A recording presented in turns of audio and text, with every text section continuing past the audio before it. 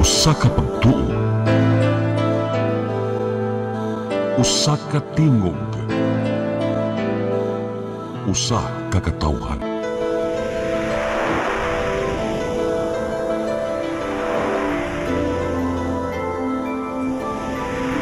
Cebu Catholic Television Network.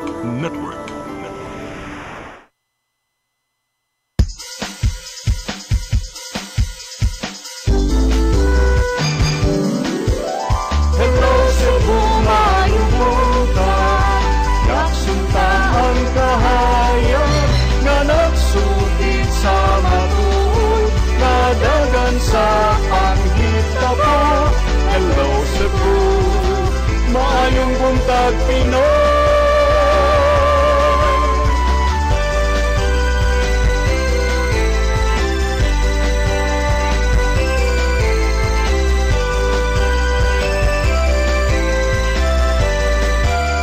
Ang katutulungan sa mga katawhan. Hello Cebu, hello Cebu, maayong buntag Pinoy, maayong buntag Pinoy, maayong buntag Pinoy. Hello Cebu, maayong buntag Pinoy. Adlaw karong Huwebes sa 5 sa buwan sa Hunyo tuig 2025. Sangan sa akong partner nga si Attorney John Destacamento kunyong alagad sa kahanginan Malu Inocando Tabar. Uban nimi hangtod sa alas 9 karong buntagas tong programang Hello Cebu, maayong buntag Pinoy. Dili ta maglangan ato dang ipadangat atong latest weather update. Gikan sa Pag-asa Mactan, Sir Jomar Aclarino. Good morning. Yes, ma'am. Good morning sa tanan ug sa atong tanan tigpaminaw. Kini atong latest weather update karong adlaw. Padayon naka-apekto ang habagat or southwest monsoon sa Milalarigan sa Luzon ug atong weather condition sa Central Visayas. Lakip ng probinsya sa Cebu, makasinati kita ng patak-patak na mga pagulan ug kini localized na mga thunderstorms. Samtang ang silangang bahin sa Kabisayaan makasinati kini na madago mo na kalangitan ug na mga katag-katag na mga pag-ulan ug kini mga thunderstorm tungod kini sa extension or trough ng low pressure area. Padayon ta mag-monitor sa mag-i-issue ng mga thunderstorm or rainfall advisories. Lakip na ang color-coded na heavy rainfall warnings. Usahay magdala kini ng pusog ng mga pagulan sa posibleng flash floods or landslides, ilabi na sa mga identified na mga highly vulnerable areas. Hinay nga ito na sa kasarangan ng hangin masinati sa Visayas, sa kadagatan, malinawon nga ito na sa kasarangan ang pagbalod. Temperatura sa Cebu 26 to 33 degrees Celsius, haring adlaw mo salop alas 6:04 sa hapon. Ang dagat mo hunas unya alauna 14 sa hapon, mutaob sa alas 6:45 sa gabi. Philippine Standard Time alas 8:09 sa buntag gikan diri sa Mactan, Pag-asa Visayas, DOST Jomar Aclarino. Daghang salamat Sir Jomar Aclarino. Karon ata sa ato ang front pages sa mga pamantalaang lokal ug nasyonal atong sugdan sa Sunstar Daily. Sa Sunstar Daily, MCWD defends rates and financial stability. Sa Superbalita sa Sunstar, abigidagit, gamotel di ay. Sa The Freeman, budget deficit sustaining operational costs, a challenge. Sa Banat News, sa The Freeman, liog sa asawa gidunggab sa bana, suspect nagtingkagul sa prisuhan. Sa Philippine Daily Inquirer, bato to peers, no time for trial, junk raps versus VP. Sa Philippine Star, can Senate junk VP impeachment trial? Sa Manila Bulletin, Vice President Duterte may lose chance to defend self. Draft resolution to dismiss impeachment case circulates in Senate. Chase denies existence. Og sa Tempo, no more politics according to Pacquiao. Magatong front pages sa mga pamantalaang lokal ug nasyonal. Sa mong pagbalik ang maipadangat kaninyo, mga balita nga nahipos ng kaubanan sa CCTN News and Public Affairs team. Please stand by. Hello Cebu, hello Cebu, maayong buntag Pinoy, maayong buntag Pinoy, maayong buntag Pinoy. Discover the beauty of the Philippines.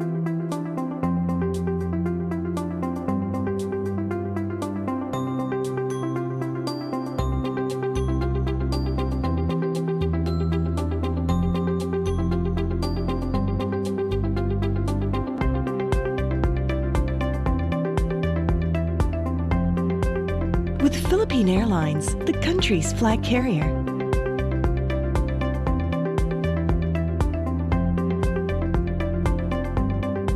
The airline that lets you feel the warmth of the nation.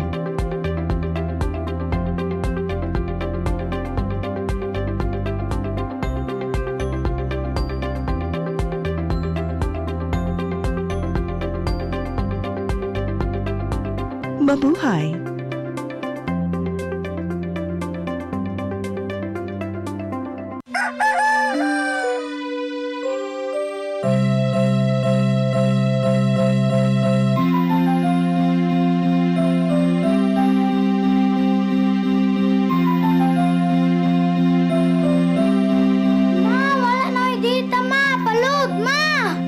Sorry ma'am, na-late ko.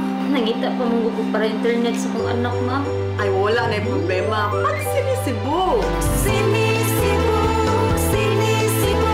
For your internet connection.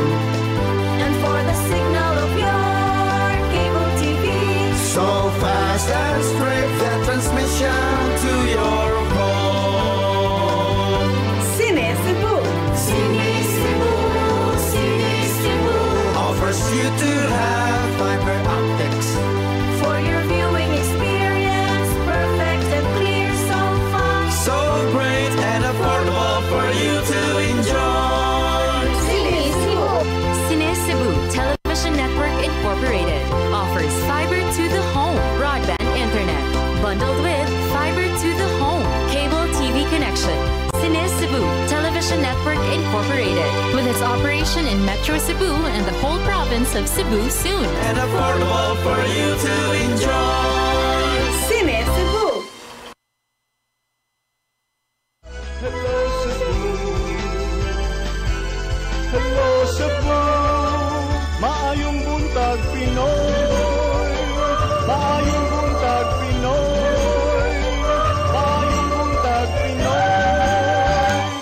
Balik sa Hello Cebu, maayong buntag Pinoy. Ug karon sa atong mga balita.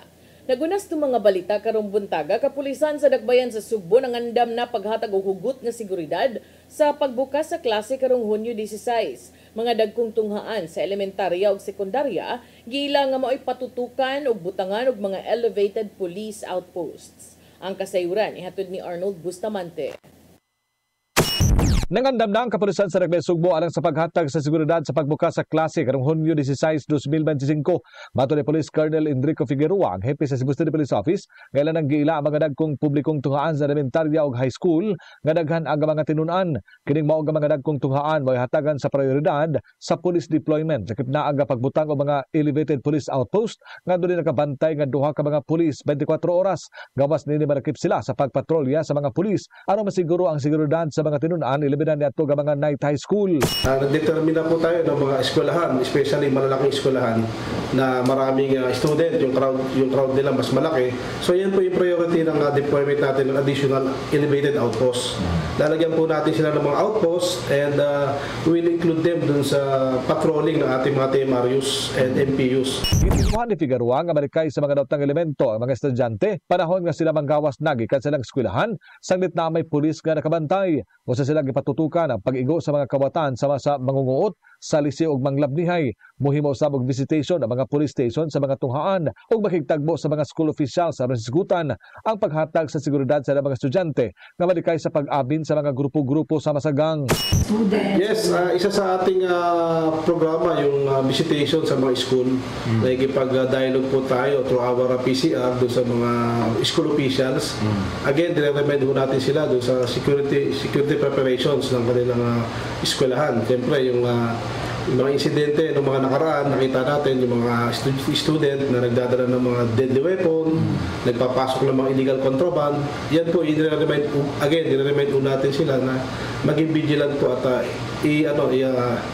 itaasan pa nila ang mga security measures. Naglaban ng mga katuigan doon ng mga tinun-an nga nagdalag mahait ng mga hinigiban sa sulod sa eskwelahan, lakip na ang mga kontrabando sama sa illegal nga drugas nga usa sa ilang gipatutukan nga dili kini mahitabo. Doon na hinuoy mga blue guards ang ubang mga eskwelahan nga mao'y mubantay sa mga estudyante apan kinahanglan sila nga pahinumduman kung unsay angayan nila nga buhaton. Arnold Bustamante, CCTV News. Sa laing balita, Department of Education 7 nagpatabang sa ubang ahensya sa gobyerno aron mahapsay ang pagbalik sa klase karong Hunyo 16. Samtang ipatuman ang blended learning alang sa mga tinun-an kung adunay mataptan og monkeypox virus. Ang kasayuran nihatod ni Gian Navarro. Gipaagi sa multisectoral ang pagtinabangay karon sa Department of Education 7 ug ubang mga ahensya ning naghinangat nga opening sa school year 2025-2026. Laumang mula pa sa 1 milyon ka mga tinun-an sa Cebu ug Bohol ang mag-abot sa mga eskwelahan karong Hunyo 16. Mong nagpatabag sila sa mga ahensya sama sa DSWD, DOH, PSA, DILG ingon man ang PNP aron mahapsay ang ilahang uplan balik eskwela.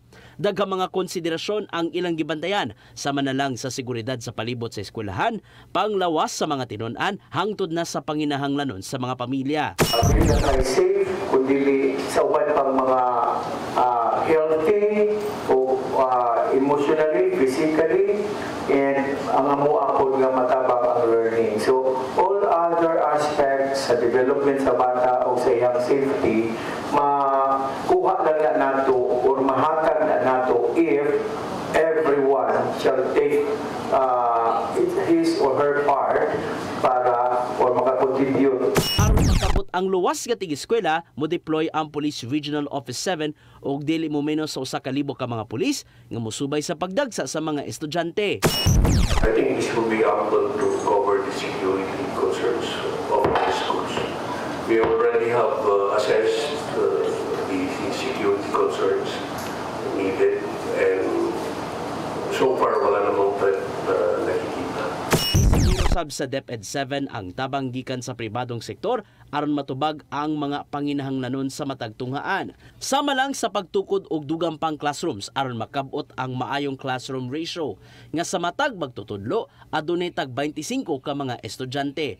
Gipatuman hinuon sa kasamtangan ang double shifting ug hayan ma-accommodate ang tanang mga tinun-an ug walay mabiyaan. Nakikiram kita ng mga bata even with this number of need sa teacher. Pero tungod kay ang atong gitanaw ang ideal man mao na nga makita nato nga mga kakulangan. Sa lain panin, lakip sa gibantayan ang health and safety protocols sa matag tunghaan. Ilabi na nga nitumaw na ang monkeypox virus sa rehiyon. Maong adunay joint circular ang DepEd ug Department of Health aron pagpatuman sa mga health and safety measures. Sumapa usab ni Jimenez nga ipatuman ang blended learning kung adunay magpositibo sa Mpox aron ma-isolate na. We also awaiting from the Department of Health advice unsay mga instruction kaya amo ko nang through an issuance we have to issue a memorandum to the field nga these are the things that we need to do and not to do if ever na mga cases ngani-ani. Sa pagpapusgan sa DOH 7 ang ilahang water ug sanitation facilities aron ipasabot kanunay sa mga estudyante ang kamahinungdanon sa kahinlo sa lawas kon proper hygiene. So we see to it that there is always availability of the water, sanitation, and hygiene facilities to different schools. Awareness of services and health promotion.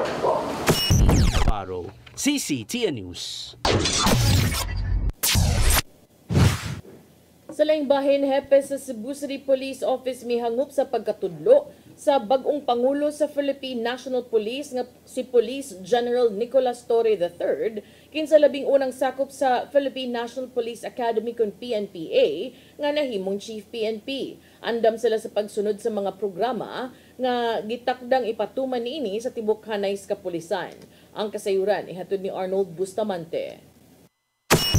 Gihangop sa kapulisan sa Rebel Sugbo ang pagkatudlo sa bagong nila nga PNP Chief nga si Police General Nicolas Torre III. Hulip sa meritiro na sa katungdanan nga si Police General Romel Marbil. Mipaabot og palipay si Police Colonel Enrico Figueroa kang Torre ngayong gihulagway nga usa ka police official nga gusto og trabaho tungod kay kasagaran sa assignment niini na sa operasyon. Mato ni Figueroa nga dili na bag-o alang kaniya ang mga programa ni Torre sanglit na himo niya kini nga hepe sa dihang na destino sila sa Quezon City Police District. Usa sa mga palisiya nga kanunay nga ipatuman ni Torre mao ang 3-minute response time sa bisan unsang alarma nga iya usab nga gihimo karon sa kapulisan sa Dakbayan sa Sugbo. Kini nga palisiya gipanantawan nga himuon sa bagong PNP chief sa tibok Pilipinas nga mahinungdan nga sila sa CCPO nangandam usab niini. Gitahasan ni Figueroa ang Tactical Motorcycle Riding Unit o ang Mobile Patrol Unit nga may unang mutubag sa alarma sulod sa 3 ka minutos nga una na nila nga gipraktisan sila gagihimong simulation exercises. So far po talagang may background na rin po kami doon sa kanyang mga ilalatag na policy. So dito po sa Cebu City ay ginagawa na po natin yan. Naka-align po tayo sa wisdom ng ating Chief PNP, especially yung ating 3 minutes response time. Dapat magawa po ng ating mga pulisyan dito sa Cebu City. And nilalatag na po natin lahat ng preparations para lahat po tayo ay makakomply dyan. Yung ating mga pulis na nasa labas, nakadeploy, ay makaresponde sa mga kababayan natin na hihingi ng police assistance in 3 minutes response, in 3 minutes time. Nagip silang pangandaman ang pagbisita unian ini sa Central Visayas. Sanglit na na kini nga mususi sa tanang unit sa kapulisan kung unsa sila kaandam. Bukalit lang kinig kuha matud pa og handheld radio aron manawag sa 12 nga police station o kinahanglan nga motuwag dayon kini. Samtang may paboto-sab sa ilaga pahalipay ang Police Regional Office 7 pinagi sa hipin nga si Police Brigadier General Rodrigo Maranan. Gipasaboto-sab ni Figueroa nga andam sila sa pagtuman sa kamanduan nga ipatuman sa bagong PNP chief ngadto kanila. Arnold Bustamante, CCT News. Sa laing balita, lalaking customer sa usa ka cafe sa barangay Mactan, Dakbayan sa Lapu-Lapu nga nangawat og service phone nakuhaan sa CCTV. Nagkahinayon kini nga sa pagkuha sa cellphone sa dihang nag-andam sa iyang order ang barista nga on duty. Ang kasayuran ni hatod ni Crystal Joy Filerca. Nakuhaan sa CCTV ang pagpangawat og cellphone sa usa ka lalaking customer sa usa-usab ka cafe sa Suong Barangay Mactan, Lapu-Lapu City pasado alas 9 sa buntag kagahapong adlaw. Sa CCTV footage, makita ang pagkuha niya sa service phone nga diha lang gibutang sa counter ug dali niyang gibutang sa iyang bulsa samtang nagtalikod ang naka-duty nga barista. Mato ni alias Shane ang naka-duty nga barista nga ato sa mong higayon ikaduhang balik na kini sa maong lalaki. Sa wa pang hitabo, nagpalit na kini sa maong cafe ug gani gigiyahan pa kini niya sa ilang menu tungod kay dili pa kini kabisado sa ilang mga baligya. Ni anang higayuna aduna nay nag-unang babaeng customer kaniya. Apan unang nahuman ang order sa mong lalaki, mong nigawas na kini sa maong cafe. Pila ka minutos ang nilabay, nibalik na ang mong lalaki ug wa nay laing customer maong ni order kini og milk tea. Samtang nag-andam si alias Shane nakahigayon sa paggawat sa cellphone ang maong lalaki ug dayon ni gawas sa maong cafe. Sinaniid lang siya kay nakaingon pa man siya sa ako na nakapangutana pa man siya sa ako that time na kanang ikaw lang day isa ang duty diri miss ano siya anak ko na oncoming naman pud to ako ang kauban ni ana rapod ko. Tapos pag-prepare na ko sa kuan sa iyahang drinks mao na to taod-taod. Paghuman ako prepare sa iyahan paghuman ako prepare sa kanang drinks tingala ko nawala na siya kalit kay abi na kog nalang siya sa table naglingkod. Sigon pa ni alias Shane nga 20 minutos sukad sa paggawa sa mong lalaki, diha pa siya nakamatikod nga nawa na ang ilang service phone. Ang mong cellphone nagkantidad og 21,000 pesos. Dugang paniya nga ang mong service phone aduna untay emergency alert button app nga pwedeng magamit aron nga makapanawag og tabang gikan sa kapulisan. Yes ma'am, pero wala na ko siya nakuan kay naamangod sa katong cellphone na nakawat na dito ang button app po. Samtang ang usa sa mga tag-iya sa mong cafe nga si Salvador Valeros Jr. nibutyag pinaagi sa phone call interview nga kini mo ay permerong higayon nga nahitabo ang mong insidente sa mong branch apan nahitabo na kini sa uban pa nila nga mga branch. Butang kini nga iyang gikatingaladan tungod kay nabuhat pa kini sa mong lalaki bisan pa man og adunay CCTV sulod sa mong cafe. Gireport na kini nila sa barangay kagahapong adlaw ug kaganihang buntag gisusi na kini sa kapulisan aron sa pag-ila sa maong lalaki. Kung mailhan na, desididong mopasaka og kaso ang mga tag-iya sa mong cafe batok sa maong kawatan. Crystal Joy Filerca, CCTN News. Sa atong katapusang balita, konsihal sa Barangay Ibabaw, estansya sa syudad sa Mandaue, nipasangil nga gikulata sa 3 ka mga individual nga opisyal sa barangay ug empleyado sa City Hall. Ang panagbangi giingong tungod sa managlahing gidapigan sa politika. Ang kasayuran ihatod ni Mary Rosa Garino. Nakaangkon og bunuog sa agtang og naong si Consul Noel Flores Kimki sa Barangay Ibabaw Estancia, Syudad sa Mandawi. Kini man matod pagikulata siya ni EJ Cortez, konsehal sa Barangay Paknaan, og mga empleyado sa City Hall nga sila si Luigi Cortez og Julius Bantamson. Sila gingong igaagaw ni kanhi Mayor Jonas Cortez. Matod ni Kimki nga nahitabo ang insidente alauna sa kadlawon kagahapon gawas sa iyang panimay. Gawas diri kay makigistorya ko nimo. Moto ako man natbay ko sige magawas ko dia. Ako rang usama ni adto kay in my clear conscience, so managod ang election. So, I was thinking, makikreconcile na ni siya kay. Ang konsehal una nang nagpa-blatter sa Centro Police Station 1. Desidido siya nga mapasaka og kasong premeditated direct assault of public officials sa revised penal code. Si Kimki miingon nga siya mapasaka og kaso aron matudluan sila og leksyon nga nihulagway sa mga gipasanginlan nga mga abusado. Kay kung pasagdaan lang ko din nato, no? Nabuhat man gani nila nako nga public official ko. How much more ka sa katong mga ordinaryong mga lumalaban ni Ma'am Lollipop ba nga dili public official, kaya ra kayo nilang buhaton sad. Hindi na pwede nga kanang atong gamiton atong kusog para atong ikuan sa mga tao nga kitay hari-hari. Matod ni Kimki nga nagsugod ang paragbangi sa social media tungod sa mga managlahi nga gidapigan sa politika. Si Kimki na ilhan nga supporter ni Congresswoman Imari Lole Papuano Dizon, samtang ang mga gipasanginlan giingong nagsuporta kang kanhi Mayor Jonas Cortez. Giangkon sa konsehal nga usahay aduna gyud siya masulti nga sobra na sa social media kini aron sa pagdepensa sa gipakatap nga mga fake news. Bisan pa man niini, matod niya nga taman lang kini online ug dili sakto nga himuong pisikal. Man ta mo file og kaso, libel o na dili ta ingon nga pasakitan nato ang atong punta, di ta mo gamit og kusog or kanang atong kumkumon ang balaod sa atong kamot para i-kuan i-prove atong point nga sakto ta sayop siya. Di man mo kay dunam tay mga balaod. Gisuwayan sa pagkuha sa CCTN ang habig sa mga gipasanginlan apan wala pa itubag sa pagsuwat ning balita. Mary Rose Sagarino, CCTN News.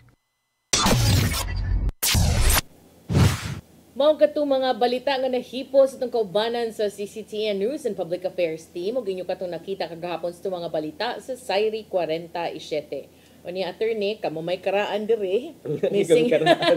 Grabe ang karaan ay mag-ura gani. Missing in action mo ko for the last 2 days by virtue of pislango and sakit-sakit sa kalawasan. Unsa man ang imong hukom karon? Ang hukom to impeach or to impeach ba? Di ba ko senador partner? To break or not to? To break lang sa ta partner kay aron makapangandam ta nga rin sa ato ang mga hisgotanan. Nya sa atong pagbalik atong mga paghisgot-hisgot. Please stand by. Hello Cebu, maayong buntag Pinoy, maayong buntag Pinoy, maayong buntag Pinoy. Discover the beauty of the Philippines.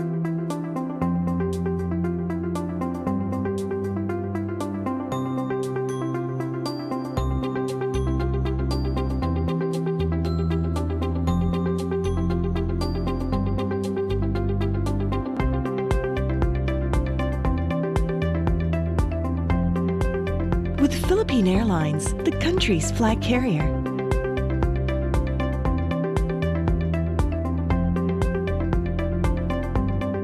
The airline that lets you feel the warmth of the nation.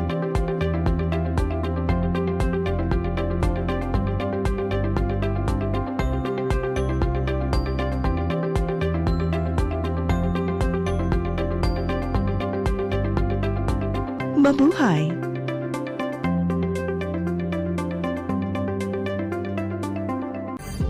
Ito ang programa kung saan magko-collaborate ang ating mga ozone na doctors para ibahagi ang kanilang kaalamang medikal. I believe with all my heart that the Lord is allowing us to understand that He's the one who are extending this life and we have to really take care of our body. Yes.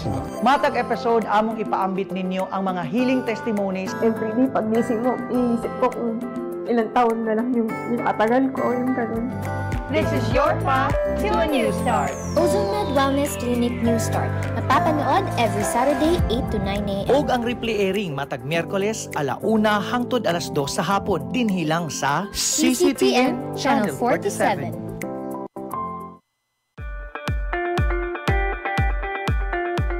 Congratulations! Nunito Tatay Dodong A. Lemchua, awarded as Cable TV Maverick Father of Cable TV in the Philippines, given by Philippine Cable and Telecommunications Association Incorporated, PCTA, from Phil Products Group of Companies.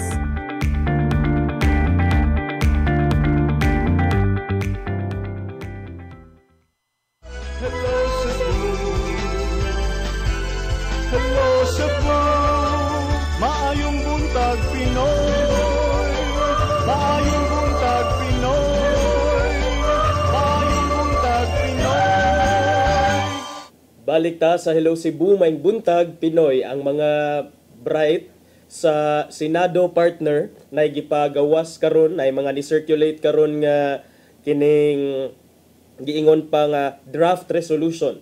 Draft resolution niya sa partner containing an alleged dismissal de facto sa impeachment case against ni Vice President Sara Duterte. Nya mi angko na ang kampo ni Senator Bato de la Rosa nga gikan sa iyahang habig ang maong draft resolution partner.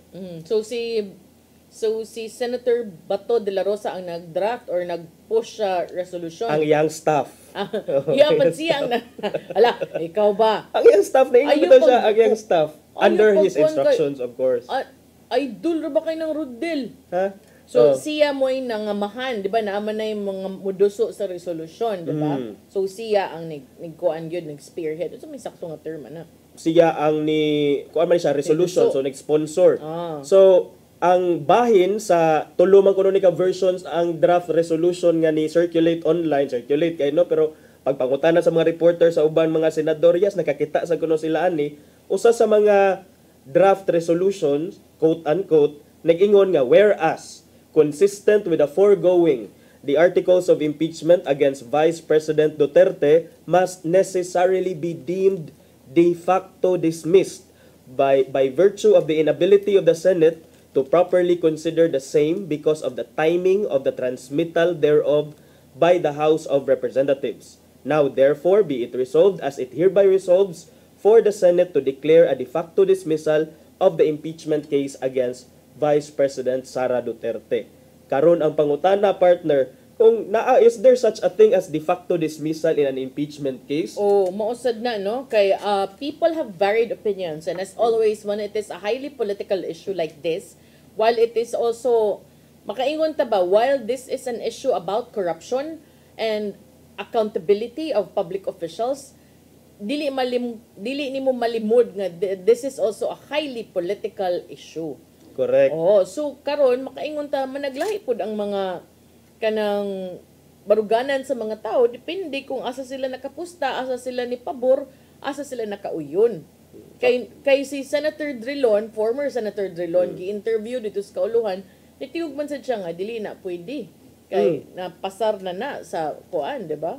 Okay, kung imong basahon good ang ubang nga proponents nga who do not agree with the proposal ni Senator Bato de la Rosa, kung imong tan-awon ang the way how it is stated in the Constitution, in case the verified complaint or resolution of impeachment is filed by at least 1/3 of all the members of the House, the same shall constitute the articles of impeachment, and trial by the Senate shall forthwith proceed. So magpadayon gyud siya sa pagkakaron tungod kay padayon man nga wa pay nausab sa kamada sa Kongreso nya. So I think ilang suwayan nga to technicalize ilang suwayan nga technical ba, technical foul ba para mayabog yun. So karon mo balik sa ta sa pangutana. Beyond politics, kung ipadapli nimo ang politika, nagpabili ng issue sa pagpangawkaw sa minilyon nga mga kwarta sa kaban sa gobyerno og tulubagon sa mga opisyal nga gibutang untas katungdanan aron mga lagad dili mangawkaw. Karon, ang impeachment proceedings is an opportunity nga aron unta ikaw nga giakusahan makapanalipod sa imong kaugalingon. So nga naman nga paningkamutan nga mabasura. No, muna. Well, they would like to rely on the procedural aspect but also gusto sad sila nga ilang technical kay para sa procedural nya dayon ang kanang imong giingon nga kinahanglan siya i-rule on the merits, that's also another thing. Pero karon gusto nila nga i-technical, pero ang wording man gud sa constitution, partner, is shall. So that's namgud ta giingon nga mandatory versus discretionary. It's Kung not mandatory, pasabot, kinahanglan yung buhaton. Discretionary, depende sa kabubuton. correct. The word shall is mandatory, partner. Kung in, di ba, sa ato ang kining sa ato ang subject sa law school na sa first year, partner. What is therefore? Shall. So na-implied. Ang may tatog may. Kung may pa to, Shall that's discretionary. That's optional. Kinahanglan yun. O dili ka nang depende lang sa imong mood. Depende asa ka nakaalyado. So kinahanglan yun kay shall man. Statutory construction de partner. So, by kasi man ako maestra ana. Kisa man si Attorney Guhilde man amo Ay, si Kuan man to amo si Attorney Saniel. Okay, si yes. Attorney Saniel katong Dimfna. John Dimfna. Okay. Yes. Yeah, mao na partner ka karon, divided ang mga kuan. I'm not sure kung unsaon ni pag-resolve, pero matod pa ni Senate President Francis Chis Escudero nga kung if ever magani i-file uniformly sa Senate karon nga 19th Congress pa, then napa sila upat man siguro ka session days, partner. Remaining days. 4 session days nga mutuki ni ining maong resolution or mo act on that resolution, depende kung unsa ilahang ganahan nga buhaton ana, then they still have days to do that. Pero matud sad ni Senator Aquilino ani Francis Tolentino nga usa ni siya ka bar top notcher nga the impeachment does not die or stop just because the composition of the Senate changes. Yes. Mo sa nagiingon ni former Senator Drilon no nga wala na nagpasabot bisag kinsa pa ang kanang mulingkod din nga mamatay sa bag-o nga komposisyon og mga bag-ong naglingkod. Plus doon na naningog nga mga legislator si Representative Joel Chua sa 3rd District of Manila niingon kagahapon nga a trial must first take place before any judgment, whether be it conviction or acquittal, can be rendered unconstitutional kuno attorney kay nakalapas kuno sila sa constitutional mandate ug niingon nga trabaho sa Senado nga paminawon ni samtang ang mga House lawmakers dunay legal nga responsibilidad to prosecute. So muna dili lagi siya optional, dili siya discretionary, but instead mandato nila, the Constitution vests them the duty nga dapat jud mo start sa trial once nga naabot sa ilang articles of impeachment regardless of kinsay composition diha. Yes. Ay ang simple analogy ni Senator Coco Pimentel ani, just like bitaw how it's done in the regular courts of justice nga kung mag-ilis tag judge, ang pag-ilis sa judge it will not end the cases filed within that court just because there's a new judge. Wala sa nakaapekto sa mga merito sa maong kaso. Sama sa imong giingon attorney, gitudloan bi akong attorney guys. Musuti lang ko ninyo no. Sa ako ang paper nga very nice og kanang output, very nice og results according to my teacher, very well thought of, very creative, very kuan. Akong giapil ngadto sa akong source si Attorney John Destacamento, a private lawyer. Yung gitudloan sa hierarchy of laws. So karon ang pangutana, base sa hierarchy of laws, ang resolusyon makapuhag ba, makapildi ba, makalupig ba sa mandato sa konstitusyon o sa authority nga gihatag sa atong konstitusyon ngadto sa mga naglangkob sa ubos bay balaoranan? Doctrine of constitutional supremacy. Don't me kay naihire.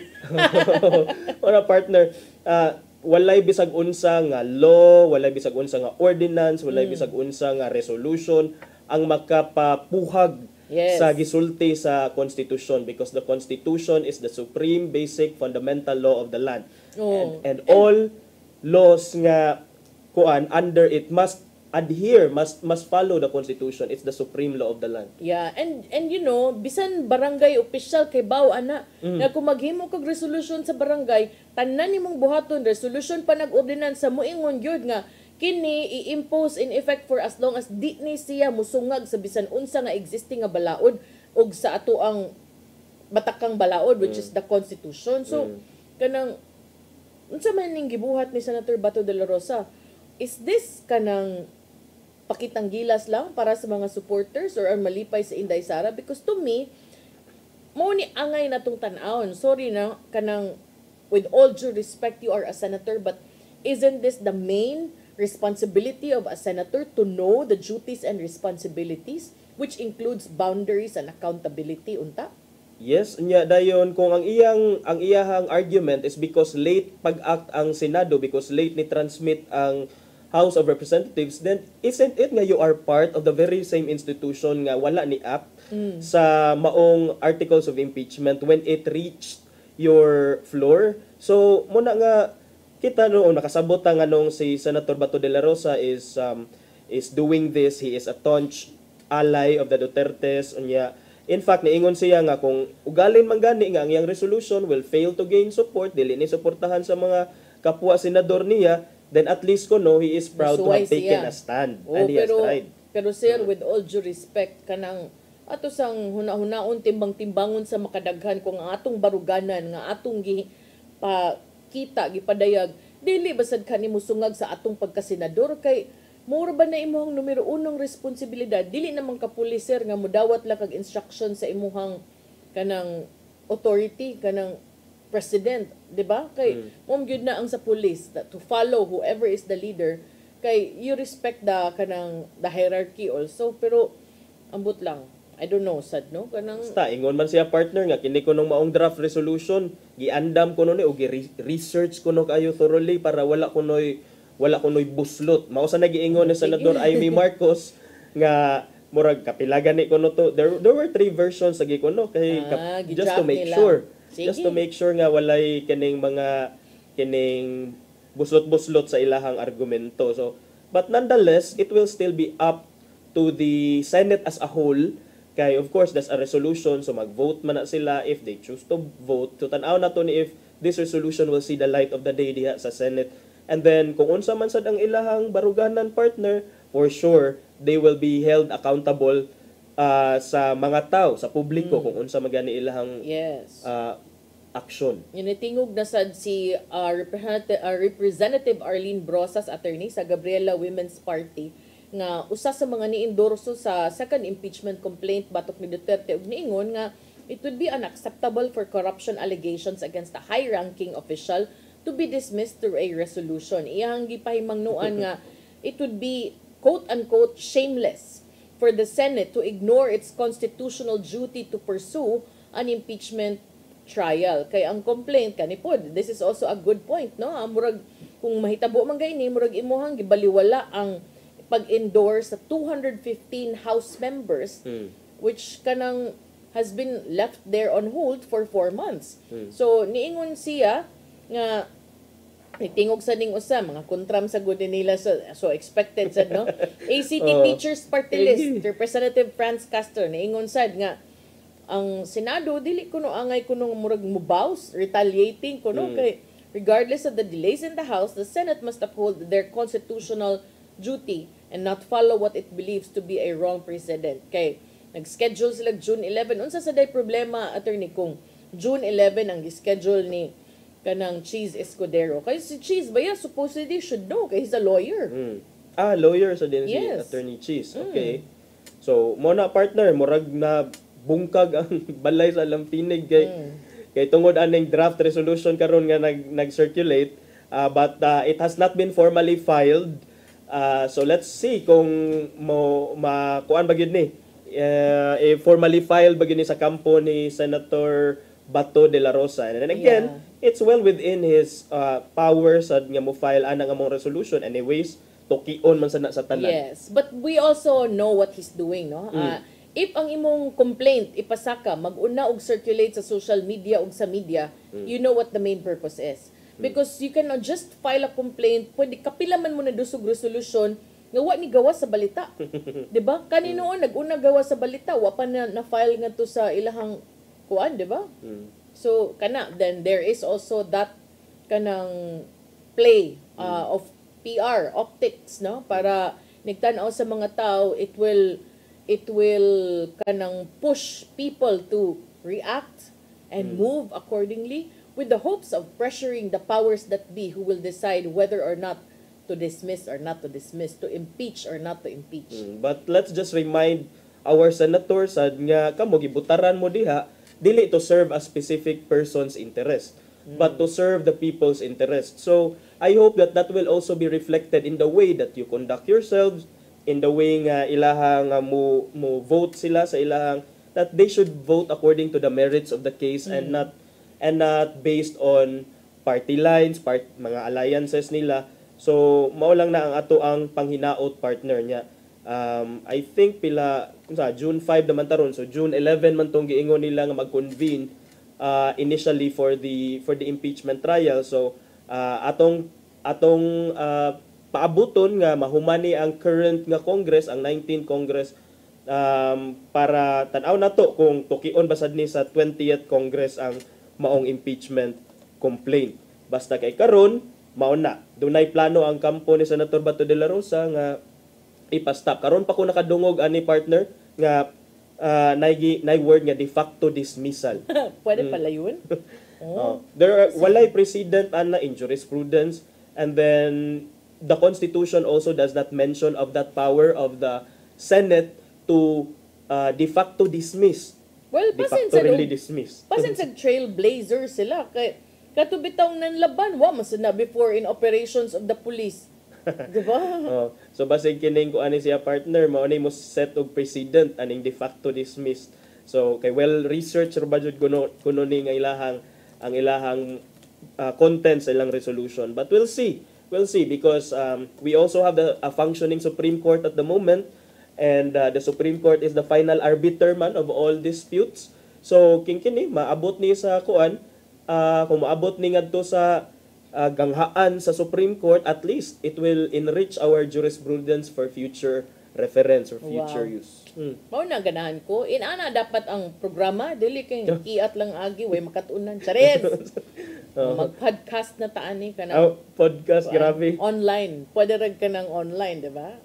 Arita sa Bitaro niya tika, pag-guest niya tika. So yung podcast, grabe. Ubay na gid mo nga mag-podcast na. Murag tanan na lang maggusto mag-podcast. Because I think that there's a dearth in kanang information nga makato ng mga tao. So para nako ba, instead of letting our kids consume kanang tinuod man, the only way to beat misinformation is to give the right information. Kay kung imo nang wa may gibuhat ang regulators, wa may regulation. So maybe then we are also amiss in that portion nga.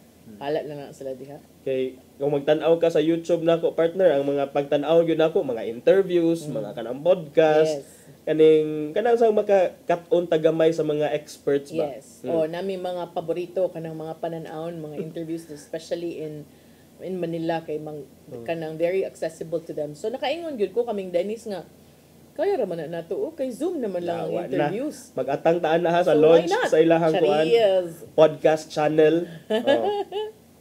Gikan ta sa national Aritas Lokal.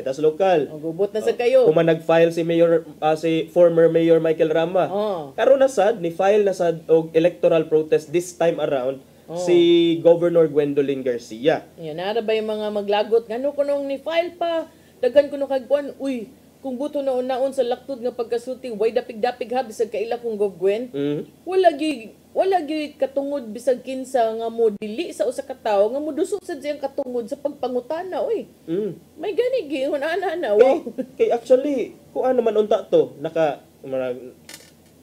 kuan unta siya, she was starting kuno to accept the results, but ang mga tawo kuno, ang mga report sa katawhan maoy nag-push sa iya nganong mo file aning electoral protest, dili mi katuo ngano man to, wala man mi kaila ana niya, pero ngano nakadaog man siya bisan ngadto sa kabukiran daghan pa mga nangutana. So inana mga result, inana mga reports nga na nidangat ngadto kang Governor Gwen. So kani karon ang gigunitan karon ni Governor Gwen kaning giingon niya nga duna kunoy giunsa to niya paghulagway ha, dunay it did not reflect the honest will of the people. Nya nasa gitawag nga technical and software proven evidence. Kung mao magayang na evidence out, kuan pod dili pod na nato malimod nga na pod na siya iya nalagi katungod ang tawo nga muhimo ana kay iya man sad na. Siya man say nagpapili lain sa kay kamo nga mo nagpapili. So most na iya kung na siya ebidensya padayon. Di man sad ang kurtim say mohukom ana kung nabay merit or wala. Pero kung ako lang, kung ako sad no kanang with all due respect to the governor, sometimes it is also, di ba na panultihon nga, do not correct your enemy when he is making a mistake? Ambot na, hindi na nindot there's a quote nga. To me, but it sounds reasonable, yes. Give the people the opportunity to experience the new leadership, and if and when makaingon sila, give them time to miss you. Kada bang absence makes the heart grow fonder. Oh, malaging ana ba? Pero ihapon lagi na kanang iyahasad ng katungod ba? And I think it is consistent with the personality ni Gov Gwen. Kay sukad atong issue sa katong preventive suspension nga iya sang gisungag despite the mga advice nga iyang nadawat even from family nga karon na sad matod sa kampo ni Garcia nga ila na kuno i-contest ning resulta sa over 4,100 ka clustered precincts across sa probinsya sa Sugbo because aning giingon niya nga technical and software proven evidence nga nagpakita kuno matud pa nga ang mga votes o ang mga boto nga intended supposedly para niya naadto naman hinuon sa pikas. Ang Labaw Raraba partner 800,000 nearly 800,000 versus 1.1 million, so that's a margin of about 300,000. Well, iyahapod na. So, katong giingon ga ganina, ako na lang yung gi-Google attorney, katong kinsa ni ingog never interrupt your enemy when they're making a mistake is Napoleon Bonaparte. So, it would also apply to the other camp. So, sa side nilang incoming Governor Pamela Baricuatro, ayaw sagdi na siya. Kung sipiat siya, time will kuan raman yun. Diba? Makita naman yun na in time. Si COMELEC 7 Director Attorney Francisco Pube may clarify partner nga dili sila ang mohandol ani nga kaso. Adto ni sa COMELEC Manila o COMELEC Central Office, must be filed within 10 days after proclamation. Pero mura pila naman ron ka days para after walay proclamation. trampas. Ang kuan ani since 4,100 man ka precincts in question, ang kampo ni Garcia pwede ni siya pangayuan og as much as 100 million in filing fees alone. Na liman ka ana 100 million in filing fees kay 4,100 ka precincts. Matod din attorney Francisco Pube nya diyang gipangutana whether ang electoral protest ni Gov Gwen makaapektar ba sa pag-asumer ni nasa ning asumer di ba kaganahan ni asumer paghulip paglingkod na lang sa katungdanan ni incoming Cebu Governor Pamela Baricuatro karong July 1 matod ni Pube nga it will not affect unless na dunay restraining order or other remedial action nga ipalabang ang or nga luwatan sa COMELEC Central Office nya kay proklamado naman god si Gov Pam. So mao na si atong mahinumduman nga ni adto 2 weeks ago si Cebu City Mayor Michael Rama mi file sa siyang protest og even called for manual recount. Samot ni kung pabayron ani 4,100 clustered precincts ang bayad 100 million kani kahang manual recount ilang dapat ni may pabayad ani nga filing fee. Well, I think si Gov Gwen, kaya naman na. I know her because I've been a reporter in the Capitol since the time of her dad. So, I know her capability. Kabaw ko, daghan na siya kwarta. Kaya daghan mo siya negosyo. Even in Ormoc, where she once lived. Kaya naminyo man na siya nga to sa mga Cordillera before. So, kabaw ko nga na siya capacity. Kabaw ko nga na siya kwarta. So, namang guyuban mo ingon gud nga ana murabag implying ba nga nadato lang ka kay nang gobernador ka dili pud na fair kay kanang di man pud na tinuod kanang gid sa na siya kwarta gyudaan. I don't know lang though with the kanang other accusations, who am I to tell wa man ko diha, but I do know nga even before pa she has money na.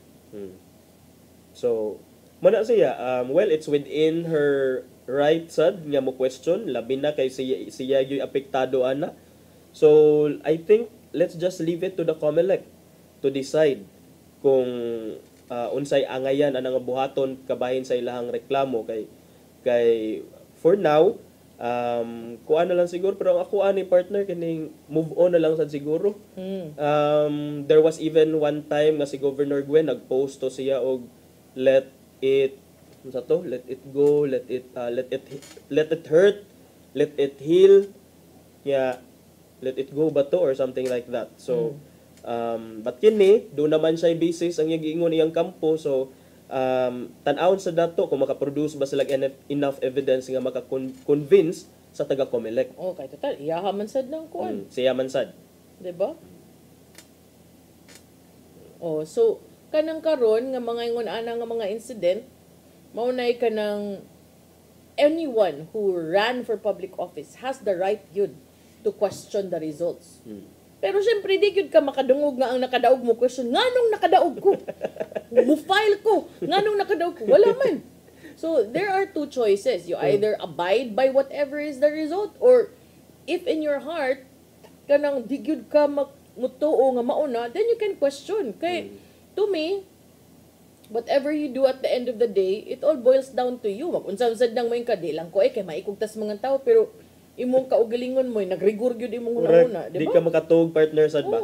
So, muna, at least na peace of mind unya kung dunay closure, kung baga, kung maabot yun nga to. But I don't know if there will ever be closure in that respect. I think depends. Kay mo gyud na question before ni that when I ran for the city, Yanis Dennis unya, are you ready to be defeated? Kay daghan bag ng lansar. Basig mo hilak ka ani ana siya ko nga. I think yes. Kanang ready ko because kanang suway lang ta, but ako I just want to try because gitagaan mo ang opportunity, and I don't want to end up 5 years from now and thinking wa na ko gikuan. It could have been, I will just try ni anak ko, but ayo lang pud ko ikuan if mapildi ko. So tuod man pagkapildi na ko, nayon siya unya, okay ra ka, okay ra ko because 3 days before niingon man siya, grabe na kay hinatagay. Nagawas na ang mga inaani, nanay mga reports unsa may plano nimo ko, wala. And I will not give kay I would rather save that for my daughter. So then when I failed, ni ana siya unsay plano nimo ko, paliguan lang kog dagat goods na ko. And then I told him because at the end of the day, it's not my loss. It's I know what I can do. So, ingon na ra akong panglantaw sa kinabuhi. So, ingon akong ubang students, ang kalma, haron mo What for? Mabitter ka? Ang sunod diha nga pangutana partner, will you run again? No, just walk. Tanaw na to 2028. Kaya wala gyud nagalgal pag 2025. Wala wala tayong oras uy. Wala na di ay. Sige. Maka-walk na kita ni. Ate padangat ang gianda ni Tatay Dodo kaniyang pulong ug kinabuhi.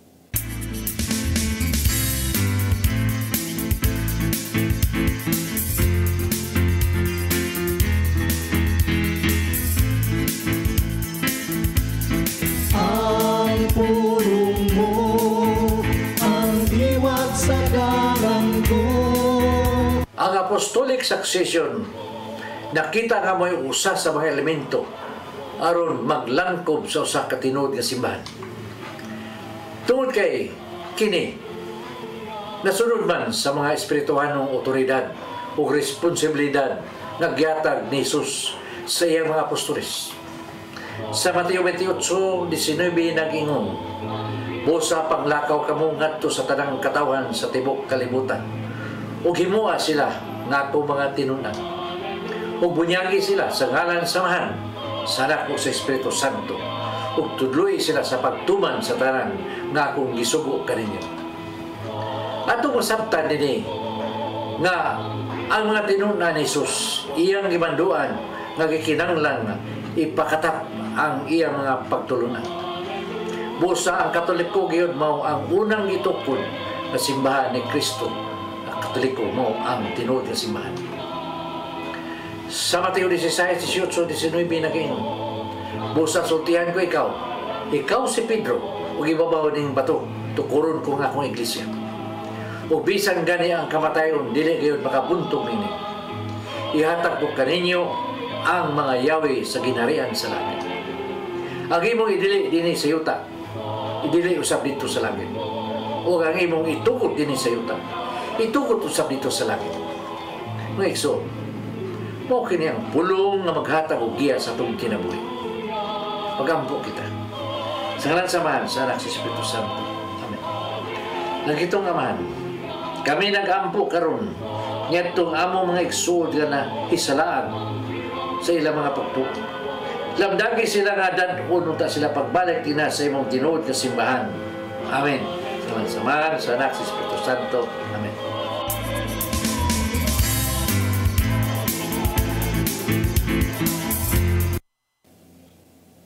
Pulong og kinabuhi ni Tatay Dodong Limchua mo'y nagtapos sa atong tulumanon. Daghang salamat sa Philippine Airlines. Yeah, before ta magpasalamat sa lain atong mga pasalamatan, happy viewing Zen Ashley, Mel, Teacher Joy ug Ma'am Zenny diha sa Midilian na sad. Uy, hello. Kada adlaw gyud lagi ni sila paabot sa morning. Hello Medellin.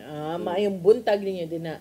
Ayaw kalimot karon 2028 ako ang partner ako ning palansaron og kuan umaabot konsihal dira sa Medellin.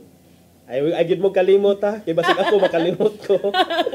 Daghang salamat Archbishop Jose Palma, Nanay Diana Lim Chua ug Tatay Dodong Lim Chua. Thank you Sir Dennis Tabarg, mga kaubanan sa TOC, Sir Robert, Miss Inday, Sir Matmat, Miss Mabel, Miss Joanne. Sir Michael, Sir Rodel, Sir Raymond ug diri sa studio Sir Ferdy, salamat.